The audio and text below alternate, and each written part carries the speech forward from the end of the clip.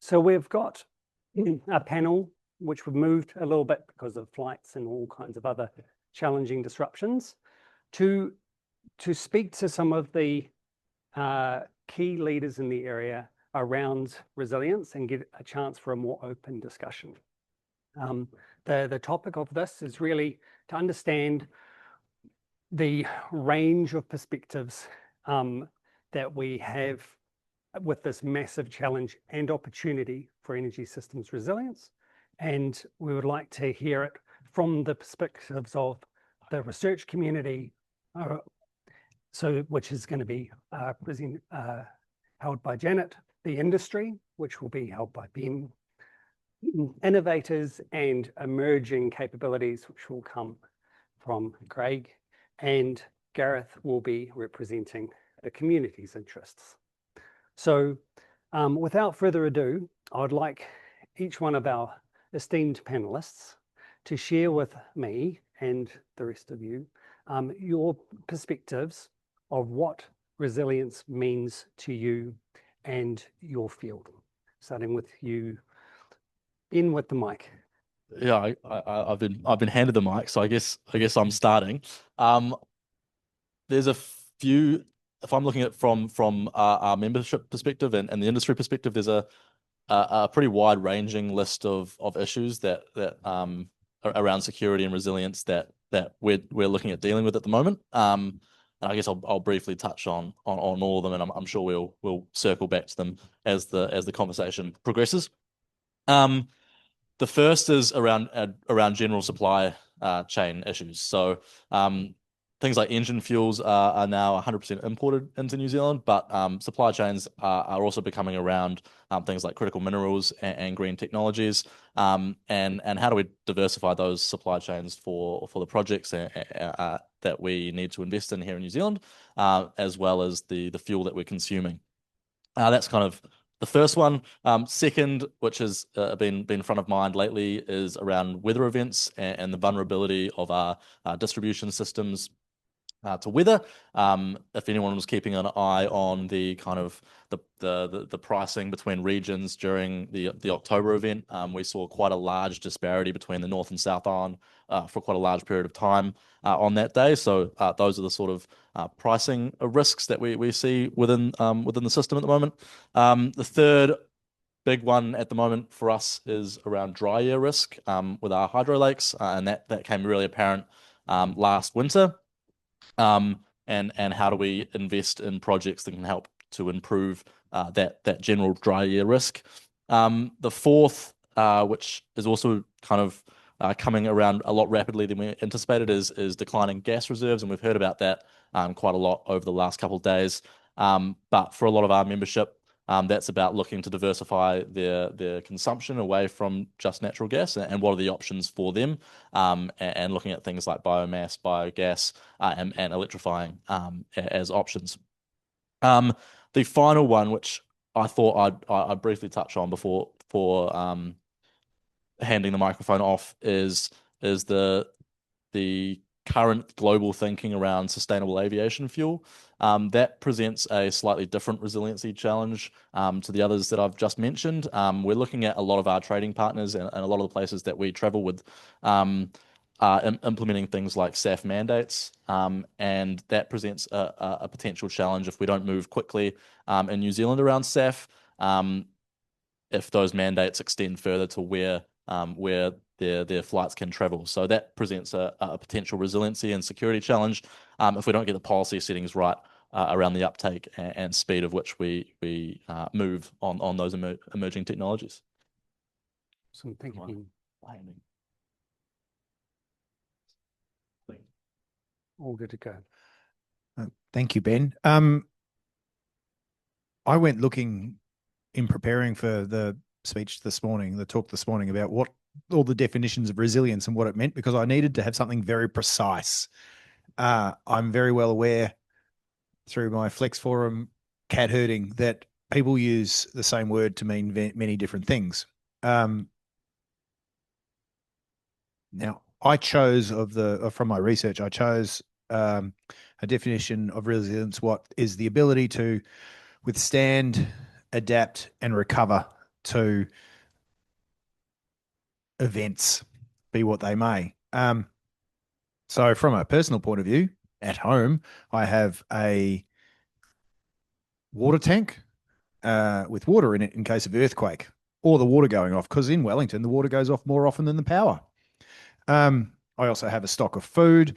I'm really keen to find a reason to buy a Jackery or EcoFlow 3 kilowatt hour power bank. I really want one.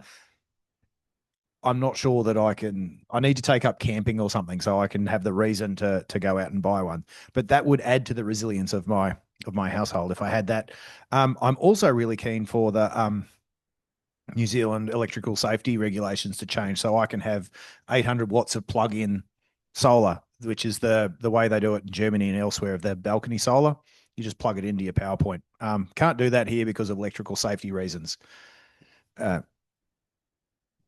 They're not real electrical safety reasons. They're just the rules. So, but having that would improve my individual resilience. I could go and spend a lot of money on solar and batteries or two, and so forth. So that's from my individual ability to withstand, adapt, and recover to different events. So that's a personal level sort of thing.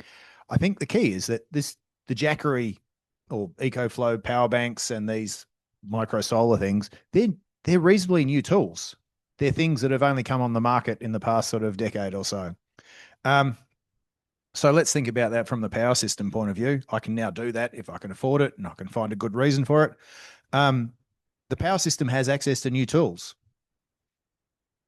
Solar panels, stationary batteries are coming down in price. Electric vehicles, what is it? As Josh said earlier, $700 a kilowatt hour plus a free car.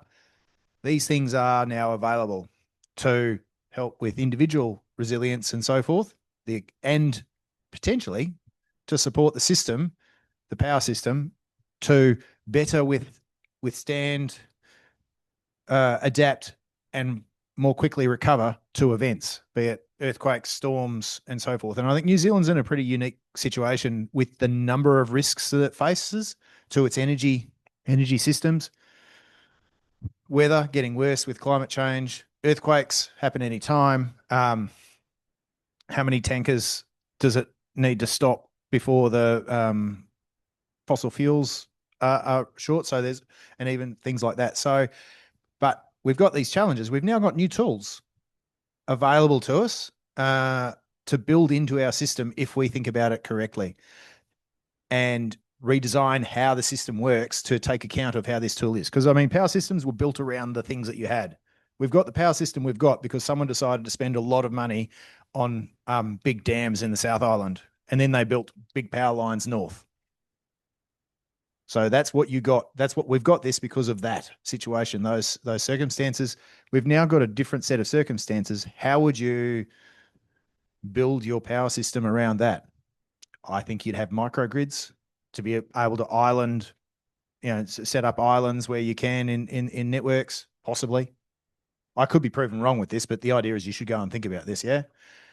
Microgrids, we can have and networks operate on their own, and so forth. So that's our opportunity with new tools that we've got to become a more resilient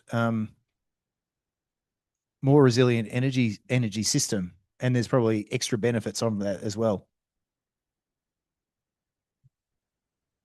I'm going to sort of reframe it a bit from a community point of view, and I suspect a lot of sector leaders probably roll their eyes as I say this, but to be fair, Sam Elder actually brought this up at our conference a couple of months ago, and perhaps quite brave to say it then. Energy is framed as a commodity. There's a heavily structured market that operates in terms of both generation and selling. That's fair enough for a business. It's not fair enough for the household. Energy is not a commodity for the household. It's a basic human right. So there's a different framing required for us to start talking about resilience in a different way for households. And I think we haven't talked about Māori in their worldviews here either. There's elements of that which I think we should be utterly embracing, all of us, such as their intergenerational decision making. We tend to, in the energy sector, it's same in the corporate sector, you're sort of looking the next 6 months out or the next year. Maybe if you're really onto it, you might go sort of 2-3 years. Very occasionally we might have a Lake Onslow type discussion, but generally it's very short term. And I had these conversations with the crew at Tairāwhiti. They want to take control, and understanding that there's a local network there that needs to have some control too, operational control, but these guys want to take control in terms of how this transition happens for them. And they can't do that right now because they don't understand the sector. They don't understand how energy gets into their home properly. They want that. So just framing that from a resilience point of view, I don't have the definition for all the communities out there. They need to define it for themselves, basically. And I brought it up yesterday, like that degrowth versus green growth. Sometimes degrowth is going to be the right option for some of these areas, these regions, whether we like it or not. Taranaki's hitting that pretty hard right now from the oil and gas issues they've got. Because we don't have a coherent strategy, national strategy, it's real piecemeal response to that issue, in my view, where actually there'd be some elements of degrowth that are the right approach, but we can't talk about that right now because that's counter the current model that we're using for our economic system. And I think the other point is just acknowledging that the energy sector is not a discrete energy sector. It's an enabler, and it's intimately involved in just about every other sector or part of a community life. So a lot of my members and the organisations they're working with, they want to talk about food sovereignty. They want to talk about what a community transport system looks like. Clearly, most communities are not going to be able to just replace their IC cars with EV cars. That's not going to happen. There's too many cars. What was it, 4 million?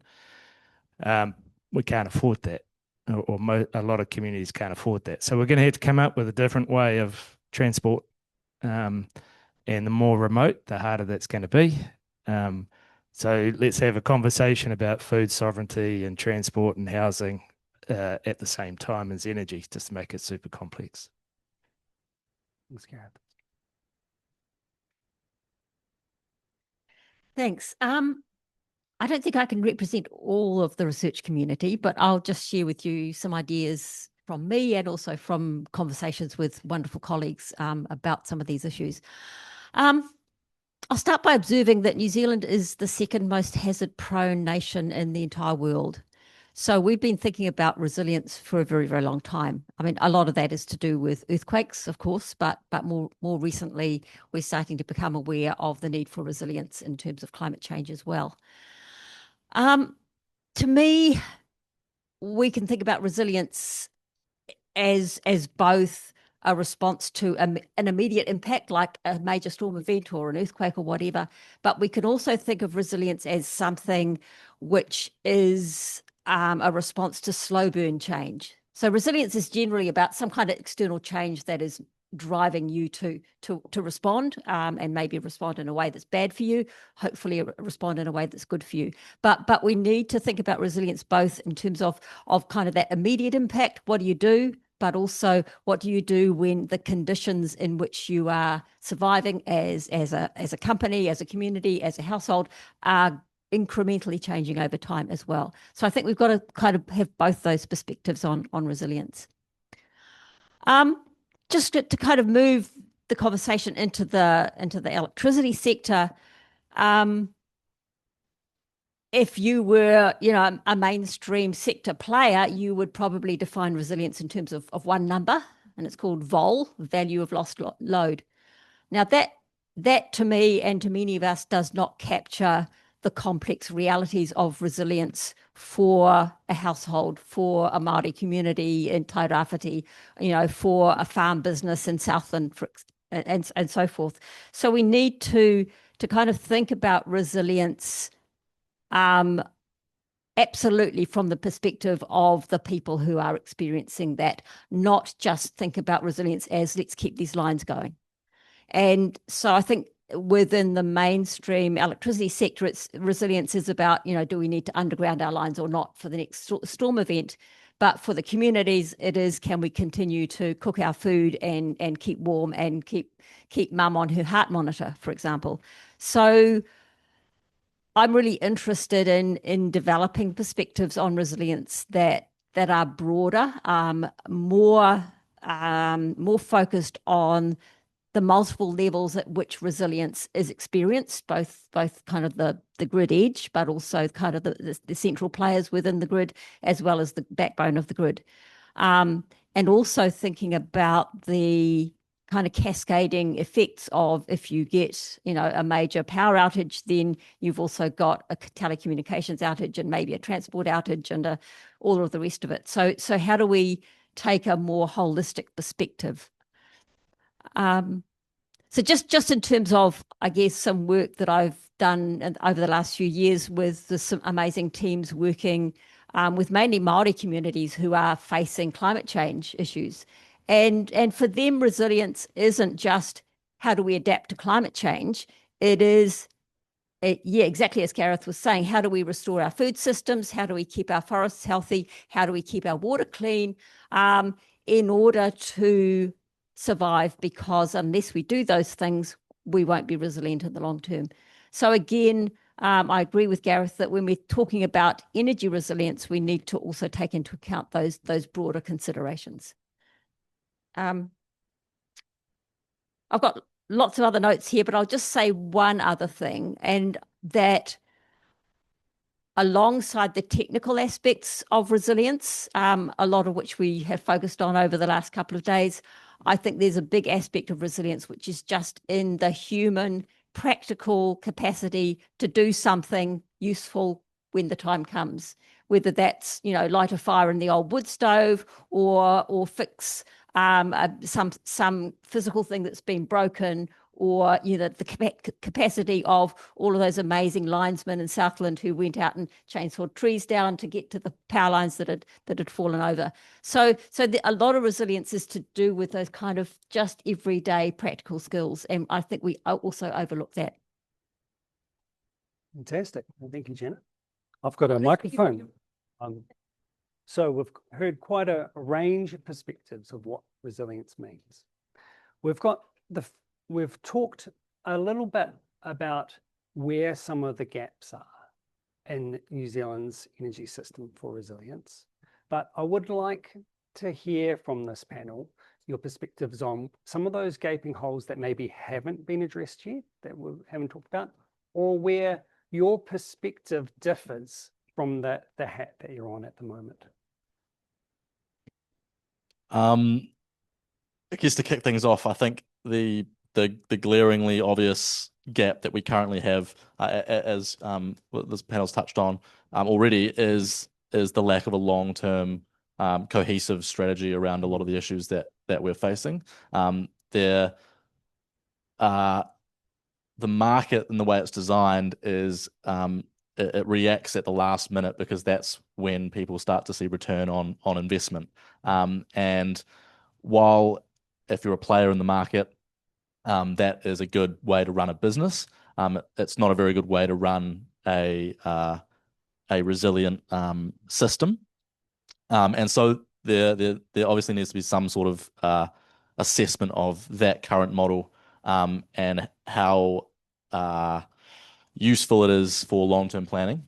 And I think government has a pretty strong role to play in that, in terms of setting down some policy settings that could potentially help out with some more long-term planning and provide those who are willing to put the investments down with some certainty around the returns on those investments beyond just what the electricity prices are doing or energy prices are doing. So that's the first kind of gap that we're seeing.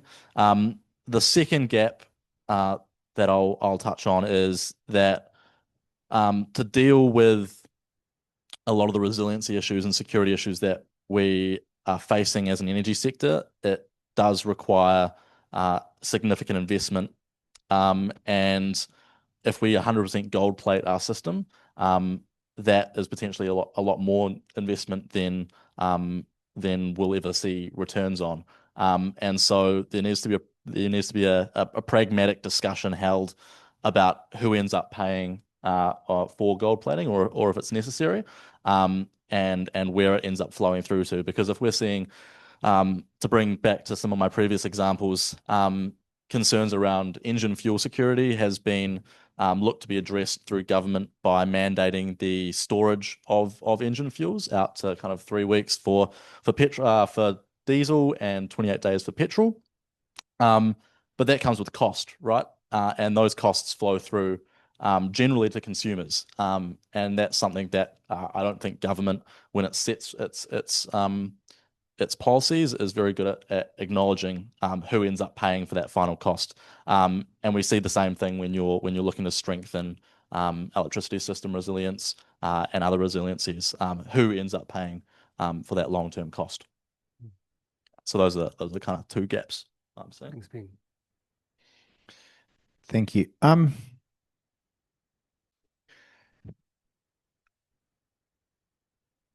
going to continue with the. I think there's some common threads coming through here.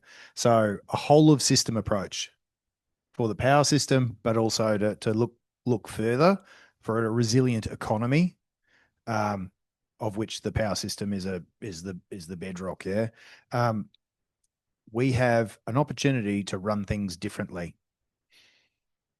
So how would you do that to achieve all of your different objectives and respect and respond to what people look for? And I think that starts with, when you're looking at it, it's like, well, what sort of outcomes do individuals, communities, and the country expect, and what can they pay for? So, Janet, resilience in New Zealand isn't vol, it's N-1 at the transmission level. So there's like, it's a deterministic standard that said this is how much we're going to build, and that's that. So you're getting that new transmission line because that's what we're going to do.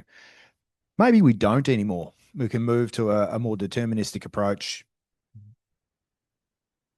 Investment happens at the community fringes of the system, and so forth, as opposed to spending a lot of money. So that's a whole of system sort of exercise to go, what could that look like? And that'd be a useful reference point for all of us to have a conversation about what very specific targets. We need some sort of measure or thresholds. That's what we're going to design and build to it, because that's what we can afford to do. So I understand that the water sector has some return to service levels and so forth. So we will be able to, we will build to be able to withstand this level of event. We will build to recover at this point of time, and we'll do it in that sort of stuff. And that's what we're all seeing. Networks do that at the moment, but maybe the investments can be directed towards community level assets and individual assets, because that's how we can run things as well. From an economy sort of wide point of view, it's like, well, we've got different fuel sources and they happen in different ways. So maybe it's not degrowth, maybe it's just change growth. We don't do this in this way anymore, or we redesign industrial processes so that when there's surplus energy because of the lakes are full and your solar panels are running, you can produce a lot of stuff at this time, and that's how we redesign the economy and the system. Just because we've done things like this for the past, since the 70s or something, there's been industrial changes through New Zealand and through the world. And it's reflected in your energy sources and what people want and so forth. So it's an opportunity to rethink how things are done as you move to that next, until artificial intelligence sort of leaves us all without jobs and enjoy leisure for the rest of our days. So that's what I think maybe it's like a strategy, whatever, but it's like, let's actually have a reference point to understand what we could do and provide a basis for a conversation about how does everybody feel about that. and how do we design the infrastructure and where do we spend our money and so forth. So that's probably something that I'd consider a gap. And just as an example, I got quite keen by the UK work. The UK government asked its national energy system operator to tell us how you would run the system in 2030 with clean power. So they did that, and they said, this is what that would look like. There's a list of actions required to make that happen. So they decided that's what they wanted to do. That's what the system could look like, and they built around it. So something similar from a resilience point of view or whatever it is, but what does it look like? And then it provides a basis for a conversation that we can all disagree with and agree with. I agree with most of that. Maybe I'm just riffing on the on that theme a little bit. I think the big gap for me, is the way that the energy sector's been run for the last 80 years, 100 years, was fine up until about 10, 15 years ago. And now we've got a whole raft of change drivers, like climate change, probably the biggest one, and the most complex one. But there's technology coming in too that is driving quite considerable amount of change into the sector, and the sector's not ready for it, culturally not ready for it. So we've got individuals and communities who want to know how to engage, and there's no pathways, no clear pathways for them to engage. It's confusing, basically. So that inability to engage deeply and in sort of meaningful ways is a big gap. And I would probably put that under the umbrella of trust. And again, I'm not representing Māori in this, but I can say that the conversations I've had with those organisations, they've had about 150 years of colonisation. They don't trust much about how big decisions are made in this country, and it's fair enough. I don't pretend to have empathy for it, but I can certainly understand it.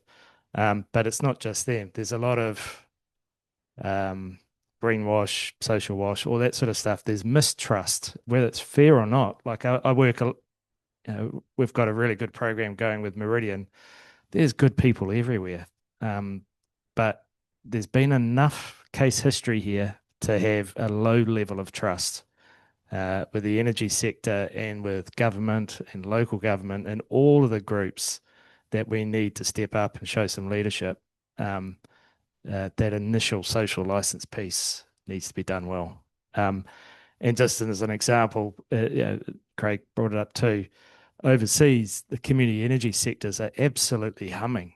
They're cranking. There's a whole wide range of value sets in that we are still pretty much naive to here in this country. And that's not for, there's been no shortage of people saying, hey, there's a lot of value here. You guys should look at it. You know, I've had, plenty of academics who have come and gone. Sort of, some of them have given up and gone back to Canada or Australia or Europe, saying, hey, there's a lot of value here. There's something structurally wrong with the way that we're talking about energy in this country that means we don't understand the value of community energy, and that's a problem, in my view. Thanks, Gareth. Yeah, lots of things swirling through my mind, and some of them I said yesterday when I was talking about really the big gap in understanding the implications of climate change for New Zealand's energy system. Even today, when we look at power outages as a very simple proxy, probably 2/3 of power outages are to do with weather events, and that is going to increase over time more and more. And yet we are not yet looking at, and this is another gap, I guess, how the whole system's topology might need to change in order to achieve resilience with these new set of impacts on top of existing impacts.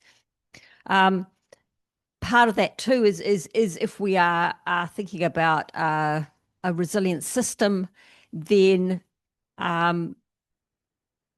we need to think about all of the hazards together, and the potential for, the earthquake, the major flood, the landslide, the sea level rise, all of these things happening, not only individually but also compounding each other. And these things are becoming more likely over time. So actually really looking at those worst case scenarios, and I don't think we've got enough data on actually how these might work individually, let alone in a interconnected sense.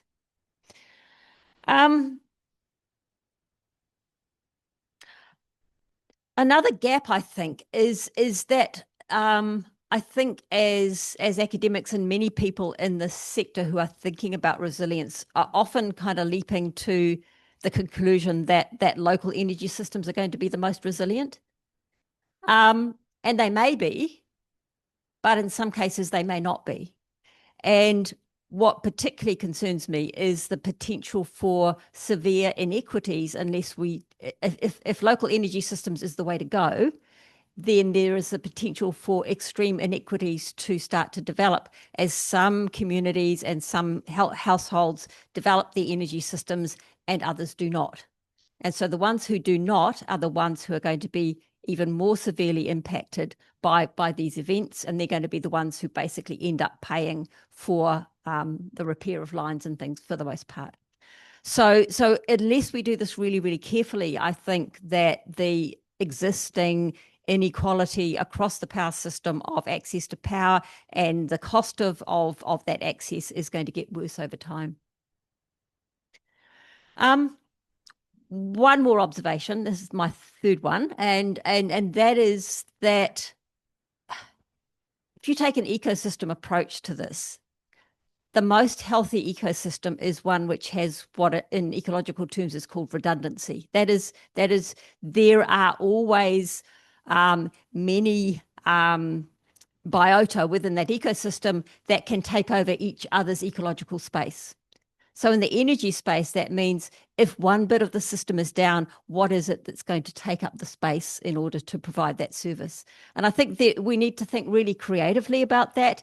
And also, I mean, at its most simple, at the moment, the farmers in Southland are saying that the bit that's missing in our ecosystem is a generator, because we want to be able to make our own power if the power line goes down. But are there other answers to that? And so I think we need to think in an ecosystem kind of a way. I think it's a big gap about what happens when one bit goes down. What are the range of possibilities, not just the straight line thinking possibilities that enable us to be more resilient? Thank you. Oh, that's right. That's all good. I've got my magic microphone. So still some pretty big gaps around our system and resilience.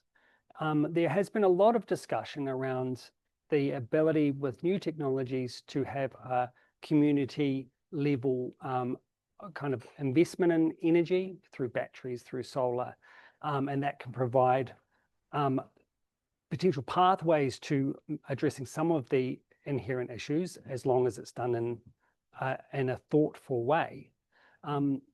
As this continues to evolve, as communities are looking at investing in their own resilience, how could New Zealand do this in the most beneficial way?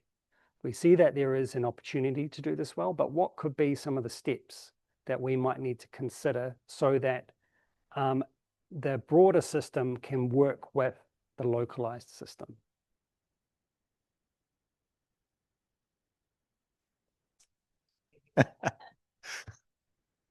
That's all right. I think this is earlier in the year I came across a discussion about the difference between ostromium and Downsian models to institutional arrangements. They're both Nobel Prize winners in economics. I was looking at it because change is hard for institutions, and by this I mean not just our governments, regulatory institutions, electricity businesses being distributors or Transpower or anything like that. They're set up to do a job and do it as well as they can. They can manage incremental change, And that's what we've seen over the past sort of 2 decades in the electricity sector. You had a fundamental rupture, a big change to how things were done, to the current arrangements. And then we've seen incremental change since then. They've managed that quite well. We're at a point where there's probably need for another fundamental rupture because it's opportunities to do it. They're not good at that. And because change is a difficult job and they don't want to do it, it's not core business and so forth. So that's probably the space for, I'm going to say, innovation is make it easy to change the way things are done safely and easily. So this is where, if you look at the Australian Downsian sort of stuff, this is where I think it's, I can't remember which, this is where you get skunk works or off balance sheet activities or things like that, because the business can't innovate in and of itself. It has to be done off balance sheet. Well, that's why you get startups there. And the number of startups that I've come across in my, nearly 15 years in New Zealand, who've struggled mightily against the machine to try and do things for humans. I can't remember if I mentioned this morning. Earlier in the week, I was doing something on LinkedIn. I think I was posting something for Flexforum, and I came across a comment or a piece from someone going, most startups in the energy sector will fail because they're not providing products that are serving an immediate need of the utilities or the businesses and so forth. And that comment triggered me so mightily. So smug to start with, because most of the startups that I've come across are not trying to sell stuff to the utilities. They're trying to do good things for humans or make energy easier for communities and so forth. And the reason that they fail is because the institutional arrangements don't let them. So I think that's just an example of we need to be able to manage change faster and better and easier. So like, how do communities participate? How do you work through different ownership models that aren't allowed in the current structure? Look, I put the multiple trading relationships proposal on the agenda for the Electricity Authority in 2013.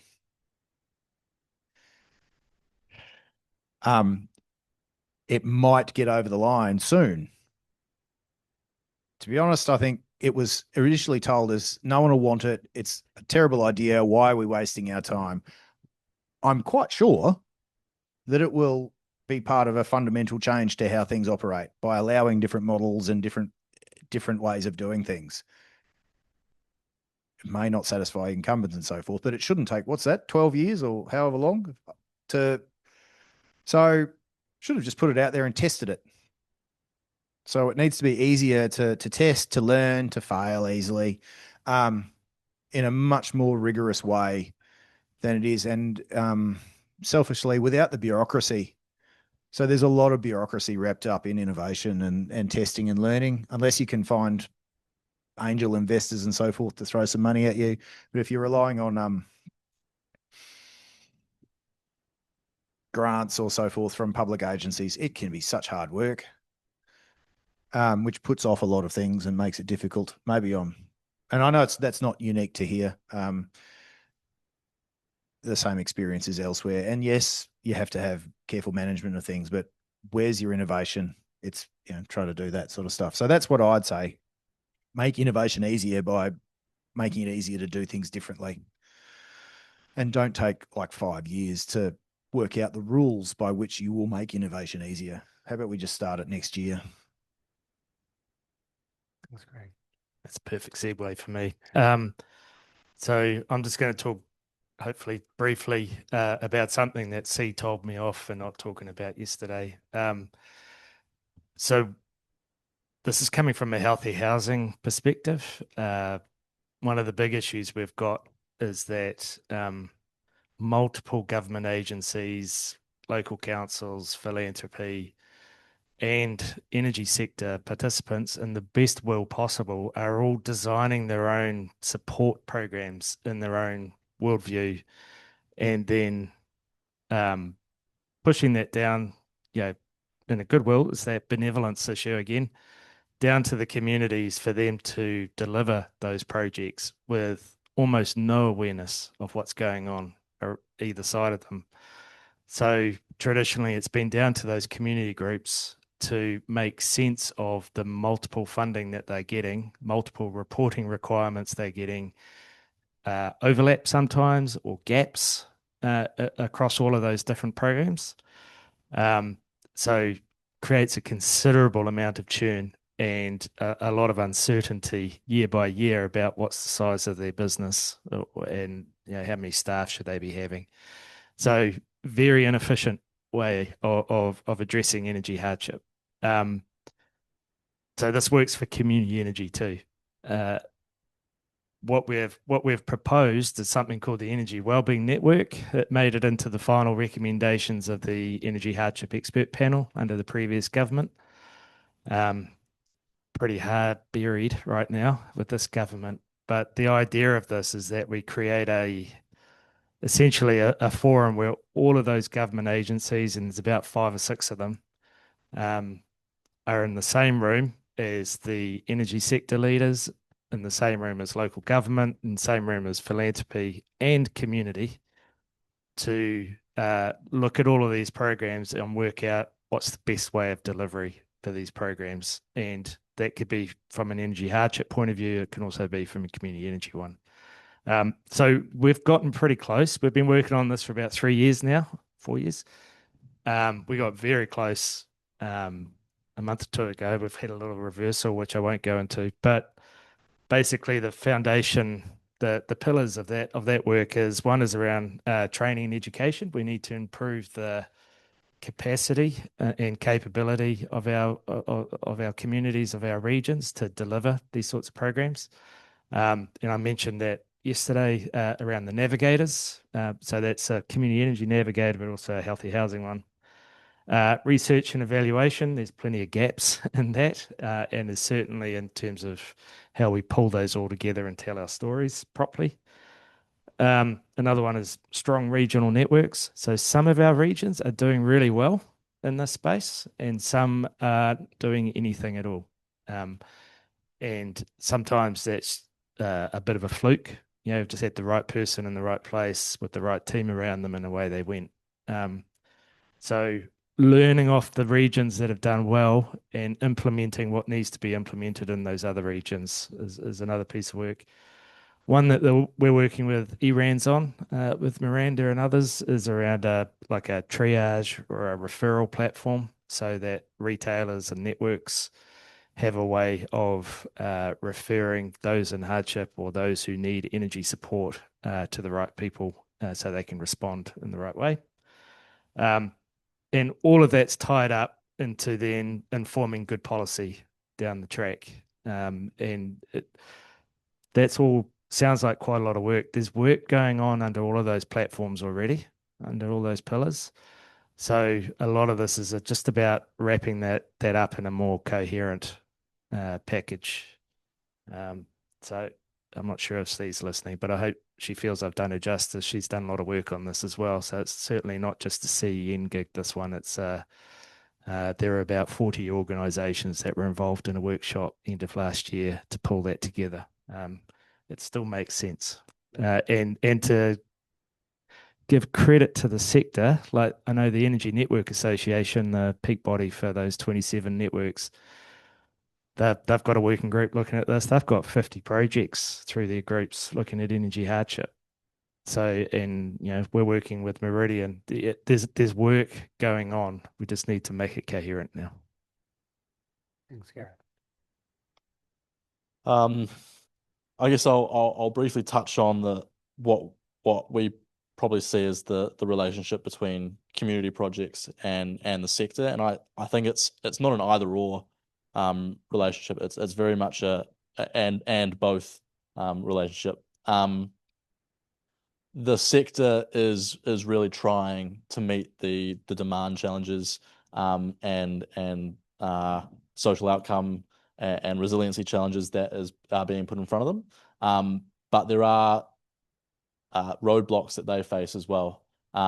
Things around consenting in the RMA, the lag time to connect through through Transpower and other places like that, they present challenges, and so things haven't been flowing as quickly as they should have been. With that in mind, there is definitely a role for community projects and distributed energy resources to help speed up some of the urgent support needed in some of our more vulnerable areas. And beyond a resilience perspective, it's also a cost saving exercise as well, right? Because if you build a new big generation site in the South Island to then power a whole bunch of homes in the North Island, you have to pay for the infrastructure to get up there. And if you just build a local solar farm or some other community project there, then you have a whole bunch of system savings across the board as well. So there is very much a relationship that needs to be built and continue to be built between the system and communities. Thank you, Ben. Yeah, so how could New Zealand do community-led resilience well? In my experience, communities often become interested in energy-related resilience when something happens, when there's an event, when there's something catastrophic or makes them uncomfortable or makes them feel uncertain about their future. And that kind of little window of opportunity is a point at which, you know, one or a few leaders in that community might say, let's do something differently. And if we don't have the right things in place at that window of opportunity, that little impulsion to change will be dropped. So I think that for this to happen, there needs to be a really clear, well-supported pathway for community leadership in energy resilience to take off. And that involves, I think, first of all, an understanding that there will be unique solutions for each place. So, you know, for some areas in the Central North Island, it might be to do with geothermal. For some areas, it might be to do with solar. Some areas, it might be to do with, let's just retrofit all our homes so that we've actually got cool houses in summer and warm houses in winter. So that uniqueness must be there. It's never going to be one size fits all.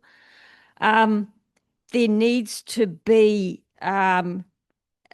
those straightforward pathways can't be muddied by incredibly complex decision-making processes where they have to negotiate with multiple people and organizations and regulations. And I love your idea of a navigator. I think that's a really critical element of it. There also has to be support mechanisms in the way of bridging finance or grants or loans or something like that to enable them to get over the hump of that initial investment. In the long term, as we can see from lots of data we've had shared here, these things pay for themselves, but it's that initial hump that everybody's got to get over. I think also there is a need for communities of learning where communities actually share with each other what they've done, and that is incredibly empowering. And I think CEN does a brilliant job in that space, but I think that can be amplified hugely. Exemplars of so the ability to share these examples and for communities to be able to talk about how this has impacted on their lives in a very real and tangible way. And finally, my last note here is about legitimacy. So I think at the moment, within the energy or electricity system more generally, community energy initiatives are seen as kind of outliers or oddities or kind of like hippies in the hills doing weird things.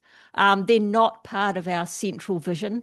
And I think legitimacy means enabling them to be part of the system rather than those who are on the fringe doing weird things that aren't very well supported. Thank you, Janet. Thank you, team. You got one more point to add? We're going to talk about partnerships. Partnerships, all right. So yes, we are quickly running out of time because you've all had such robust answers, such considered ones. So thank you. So in kind of wrapping up, that's right. So for each panelist, I would like you to tell us the opportunities for innovation, how we might actually realize that, so that can be in the partnerships, and what makes you optimistic about the future of New Zealand's energy resilience. Okay. I'm going to talk about partnerships because I think that sits underneath everything that's actually been discussed over the past while. How critical they are to change, involving everybody, being all encompassing and supporting that learning, and recognizing the uniqueness of each region and community and opportunities, and enabling that sort of navigation about where you go. So that's, I think, if we're going to move into this bright new future, that's how we'll do it, in partnership. And it means all the different interests working together, knowing what's going on, being supported. It means the people who are involved dedicating time to partnering, not just off the side of their desk or as a here's an extra job for you, sunshine. Dedicating effort to partnering with others on particular activities as to work through what the system, but the power system and the ecosystem could look like, and then putting it into practice. So that's the opportunity. I think I'm quite positive that the framework, like the guts of that, is there. Like, I think there seems to be a willingness for people to recognize that that is the opportunity and what they need to do and move forward with that. So if I cast ahead to a couple of years from now, it's Flexforum, but in a bigger, so it's an example of partnership trying to do something like that. But it's actually, we've moved to a place where it's well resourced. We're not fighting with, you're fighting with each other. We're politely around particular things and making progress. So that's, and if I look back a couple of years, we wouldn't have been having this conversation. So that's why I'm positive about opportunity for partnership, the role of it, and how it will take us forward. I think I agree with all of that. 3 or 4 years ago, when we were trying to talk about community energy, or even some parts of energy hardship, we were getting shut down. I did not have a functional relationship with the Energy Networks Association or the Energy Retailers Association. They neither one wanted to know about the interaction of the energy sector with energy hardship. I had one episode there where with the ENA, where they actively tried to shut down the the community energy conversations that were starting to kick off. That's changed a lot in the last 3 or 4 years. Now both of them are on our side. They're sort of we're all in the room together trying to work out what that energy wellbeing network could and should look like, and how do we partner to deliver it. And I think quite often it's the people rather than the institution. So what I've noticed is in the partnerships that we're developing now, there's a new group of people coming through, and they get this. It's kind of they've grown up with these issues, and there's no generational issue in terms of them understanding these issues, these problems, and being quite creative with the solutions. So that's given me a lot of optimism. The other one, the advice mapping project that I talked about before, that was going to be part of the Energy Wellbeing Network, that's been run by a woman called Sally Blackwell, and she was the original version of me for CEN. So she's been involved in the sector a long time. And I was having a bit of a moan to her, about my frustrations with not being able to get something done. And she just said, look, when she started, we couldn't even talk about energy hardship. That wasn't a thing. And so she was basically just pointing out that, I guess if I'm going to be self-critical, community is very good at not celebrating our wins, our opportunities that are coming through. And just as soon as we get a win, we move to the next thing about what else isn't being done. And so from Sally's point of view is we've made a lot of progress in the last 10 years. And maybe, hopefully that progress is speeding up. So do have cause for optimism. It's never fast enough. Once you know the problem, it's never fast enough. But I'm seeing new partnerships. I'm seeing the commercial sector getting really interested in this, and really cool people getting involved. So the structures may not be there, systems may not be there, but I think the people are. So it's a good place to be. I guess looking at opportunities and future opportunities from a sector perspective, I think we are in an incredible opportunity in the fact that we are starting from what an energy sector which is the envy of much of the world. And we've talked a bit today about the things that New Zealand hasn't picked up on that quickly. And I think the fact that there are still lots of things that the world seems to take up a lot faster than we have, that we are yet to, is actually a really big opportunity for us.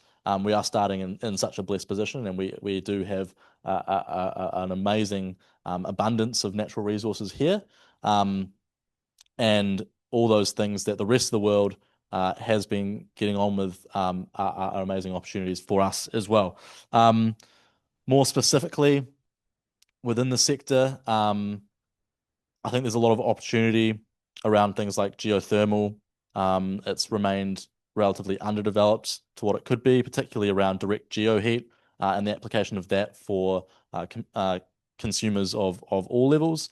That presents a really exciting opportunity to decarbonize for relatively low cost.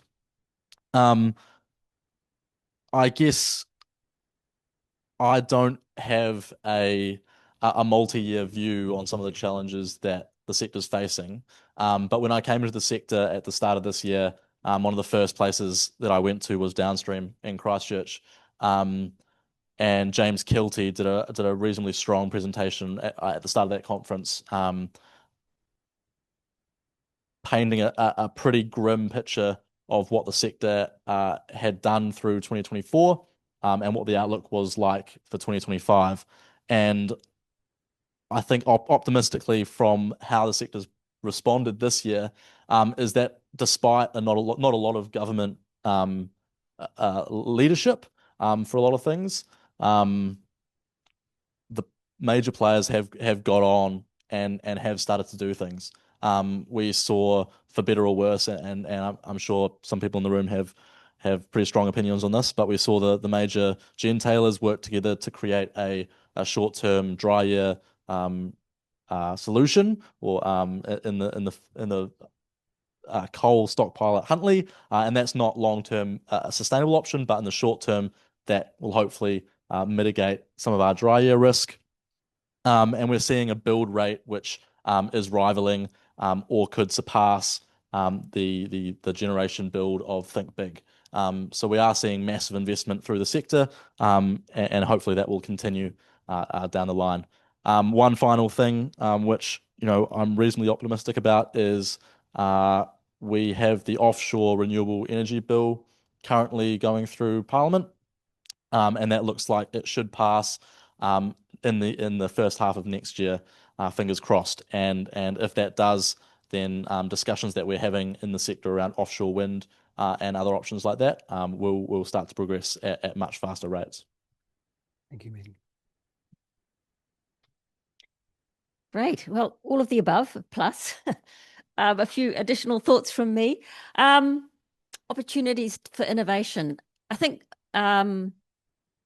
clearly there are many innovative technologies now available to us, but I think there are even greater opportunities in not just single bits of tech or single bits of new systems for doing things, but how these are going to integrate with each other in combination and create possibilities we've never even thought of before. So I think there's a huge space there for for unthinkable at the moment new systems to support us in our energy lives. I think there's also a huge opportunity for innovation and actually a desperate need for innovation in governance and regulation to make this all possible. I think we're hamstrung at the moment in New Zealand, and I think there's been plenty of evidence of that shared over the last couple of days. What makes me optimistic? I think there's three things, and one kind of echoes, which is what's already been said, which is, what we are, 10 or 15 years ago as academics, we were imagining the kinds of things that we're talking about as realistic things today. And it's kind of one of the curses of being in the research world, is that you're always hopefully, a couple of steps ahead of where the rest of the world is. But then when it catches up and it's like, oh my God, it's happening right now, it's all possible. That makes me feel really optimistic, and it's very exciting. I guess another part of that too is that, as we give up on fossil fuels, it's kind of like it's revealing all the possibilities that were hidden by the fossil fuels, which is our kind of, our security blanket. As we draw away that security blanket, suddenly all of these other possibilities that were hidden by the security blanket are becoming evident, and that gives me hope as well. And finally, I think that what makes me feel particularly excited about the future that we're moving towards is the increasing possibility for democratization of energy down to the household level and down to the community level, which is really super exciting. Fantastic. Well, thank you very much, panelists. That was really something. And I'd like to ask everyone to join me in a round of applause to show this. Thank you very much.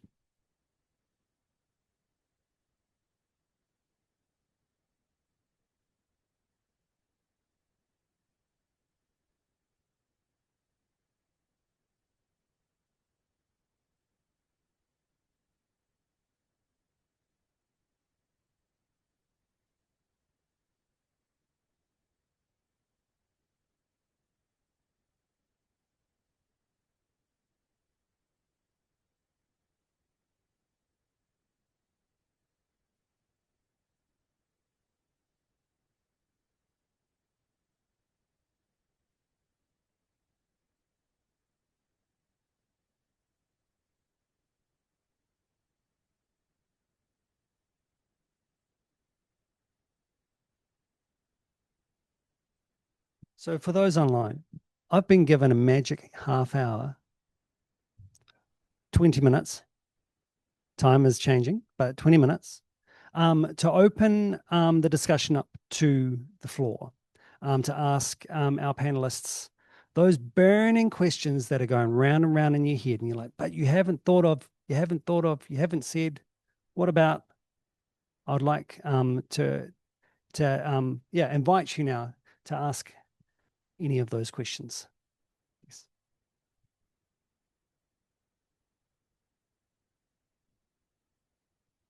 Hi, Leanne Muller from Aurora Energy.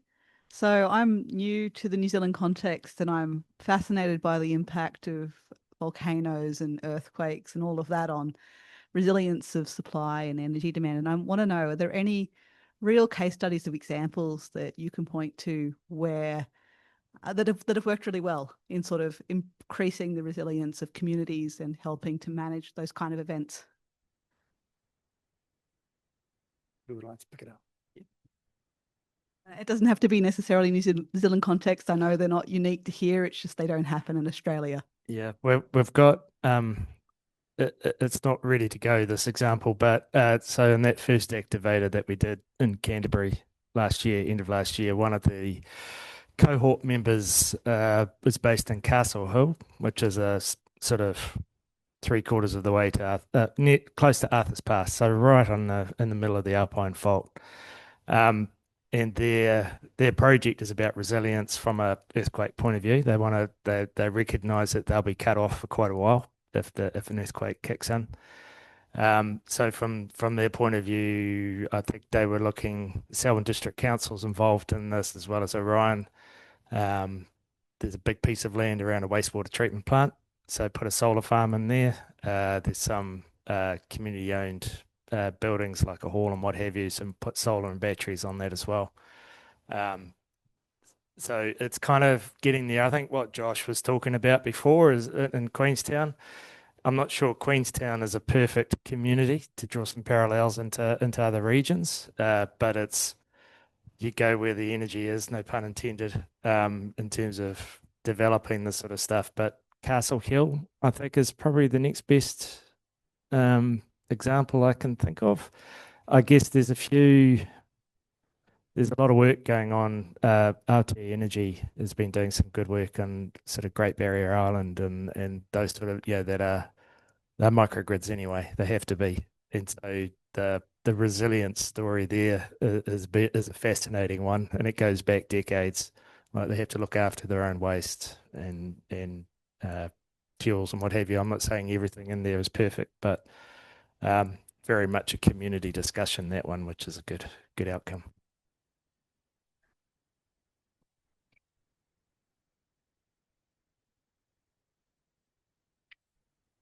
Yeah, an example which has been stress tested, which was actually mentioned earlier today, but it's Cyclone Gabriel, where Solar Zero had a range of houses which had solar plus battery, which were controlled by Solar Zero, who are, some distance away, and there's a really interesting report which you might like to read, which actually indicates precisely how the energy that was stored in the batteries was redistributed both within those households, but also shared with other households. So a really interesting example of how solar plus battery can deliver an element of resilience to those households.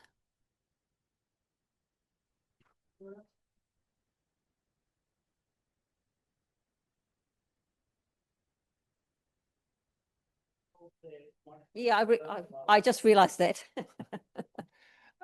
So I guess there was a lot of talk about innovation and trying things and experimentation. And I don't know enough about the sector, but it seems to me that kind of there are certain regulatory bodies that sort of sit in the way of that innovation happening. Sort of the Electricity Authority and Commerce Commission come to mind. If I was just, if there was one thing that you would change about the way they regulate the electricity system, what would it be to enable that innovation? Yeah. I guess the immediate thing that springs to mind is the fact that due to the nature of the businesses, distribution businesses are regulated monopolies, and so ComCom does provide a regulatory structure for how they operate, and that's done through a CapEx OpEx model, but that often means that they're incentivized to build when building is not necessarily the best thing for the problem, and so thinking about how you can shift that CapEx model into something more like a total cost model, or something like that is potentially a way to increase innovation in those businesses that are inherently monopolies, natural monopolies that aren't heavily incentivized to innovate because they don't really have that much competition. That's probably, I'll leave it there.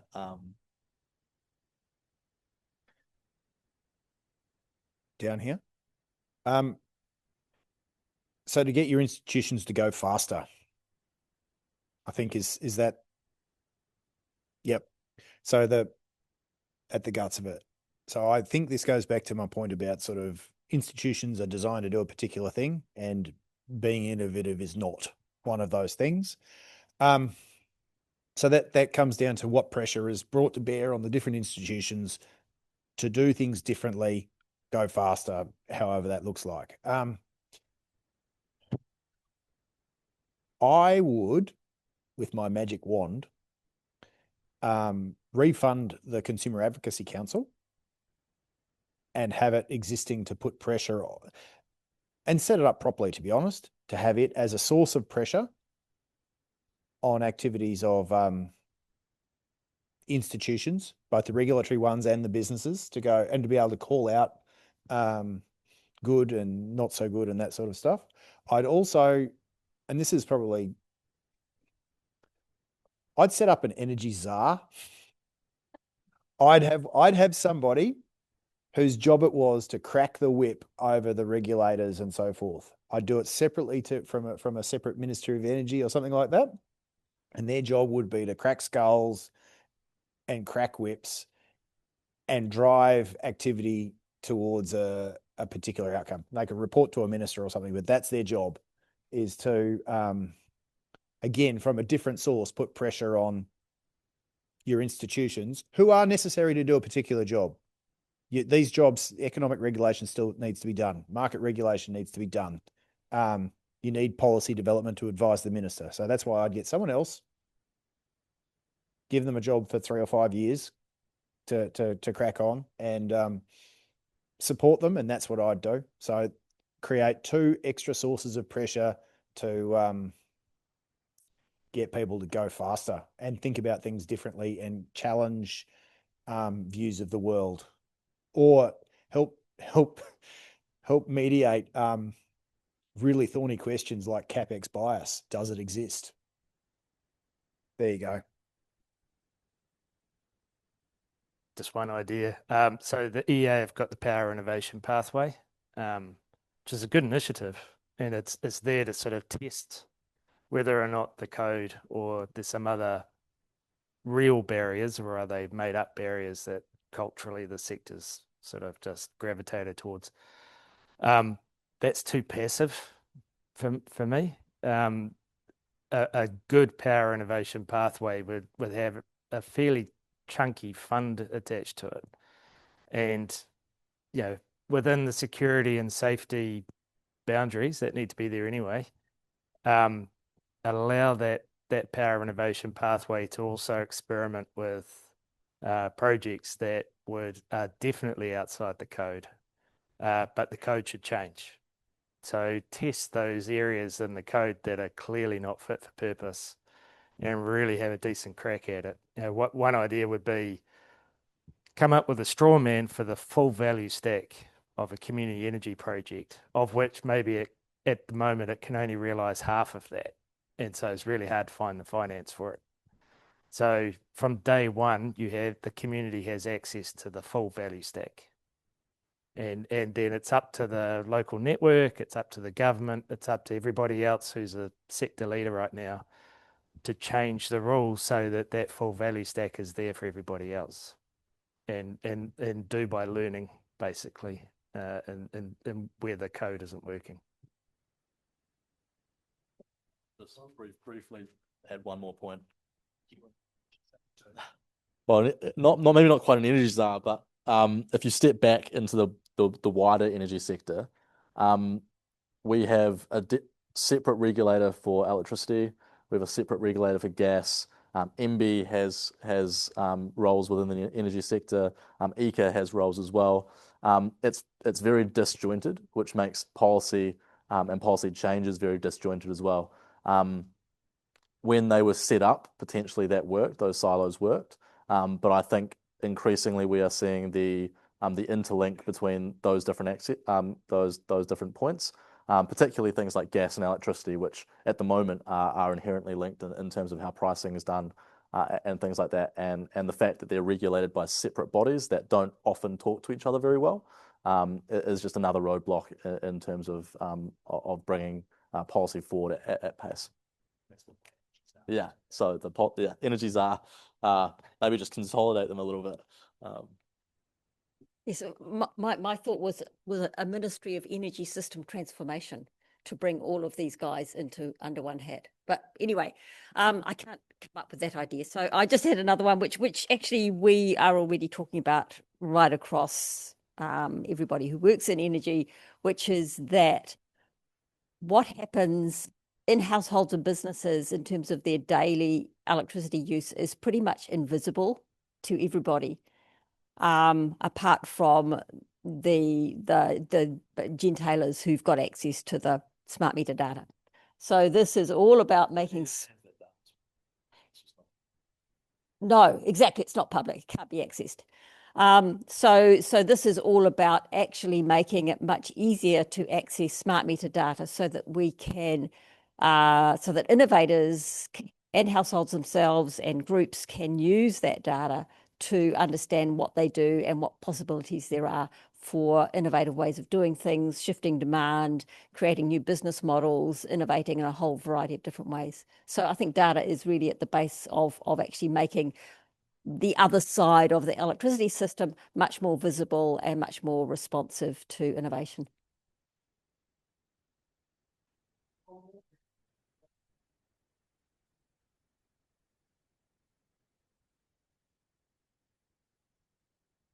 Hi, C. Do you want to unmute yourself and ask your question? Yeah, kia ora, great conversation, and Gareth, brilliant job plugging the Energy Wellbeing Network.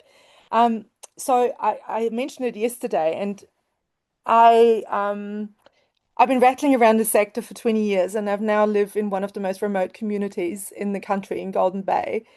And we are also one of the most hit by resilience issues. Like most of top of the South, we are also one of the most underserved. So if you look at Westport, Karamea, or the Marlborough Sounds, we have one of the smallest EDBs, Network Tasman, who I never see showing up to these forums because they just don't have the resources. And we also have the highest percentage per capita of PhDs and also sovereign citizens and hippie communities, but also multi-generational farmers who've lived at the end of the line and had to deal with resilience questions all this time. And as I said, like every time there is a massive flood or something, the Takaka Hill gets closed down and we're completely physically cut off and often have power outages that last many hours, days, and then the emergency phone lines and internet and everything goes down. So even though, I'm the only Sikh provider, there is no other Warmer Kiwi Homes, Healthy Homes, anything like that in anywhere in the top of the South kind of region outside of Nelson. And so I'm like, where do communities like us that would make such great case studies for resilience and energy communities and what needs to be done on this local level that you're all talking about, where do we even start? Like, who actually can help us? Our Arche accelerators, who I love, they're always in like the big regions. Like, how can we get all those little regions that really need that help maybe more urgently than some others to be part of this conversation as well? Yeah, I think some of the framing for that's really important because the way the energy sector is set up and run and understood is that it's a market. And so these communities like the one you live in see in the far north and the east coast and the west coast, there's quite a few. Low population density, long distances, long skinny lines. There is no market answer to those issues. So it's a government actually earning some social license on this. What is the solution to that? The market can provide some services to that. It can't provide the solution to that. So, yeah, I think that I mentioned it before, that strong regional networks piece. We do have a few regions that have done well. Healthy Homes Tautokara in the far north have organised themselves pretty well. The Wellington Regional Housing Group has done a pretty good job. And Samaria has done a great job in Southland. So, and Nick and the crew in the Bay of Plenty. So there's green shoots for how we could do this. Just about all of those guys have done it in spite of the system rather than because of the system. So that to me is an incredible show of resilience that they've been able to create that around and quite often without the visibility of those that are funding them. So taking and learning from that, write some case studies and then present that to the people who need to see it in government, I think, the sector as well, the industry that supply energy to those people. But this is a New Zealand Inc. solution, I think, and the government should be investing in creating that sort of infrastructure and those sorts of communities. And I think we'll find over time, if that's done well, that people will be coming back to those areas. they'll want to live there if it's done well. So there's some opportunities in doing this that will actually provide a lot of other solutions.